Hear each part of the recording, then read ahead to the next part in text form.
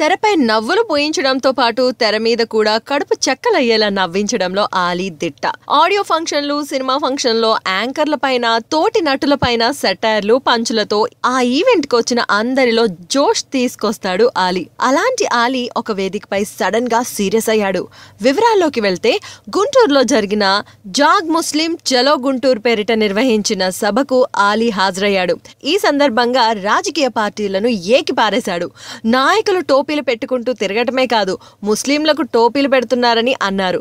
2019 ఎన్నికల్లో ముస్లిం మైనారిటీలకు ఏ పార్టీ అయితే ఎక్కువ సీట్లు కేటాయిస్తుందో ఆ పార్టీకే ముస్లింలు ఓటు వేయాలని పిలుపునిచ్చారు. ఏదో 4 సెటైర్లు, జోక్లు పేల్చి నవ్విస్తాడనుకుంటే ఇలా చేశాడేంటి అని అక్కడికి వచ్చిన జనం ముక్కును వేలేసుకున్నారు. కొంతమంది మాత్రం ఆలీ చాలా బాగా మాట్లాడాడని మెచ్చుకున్నారు.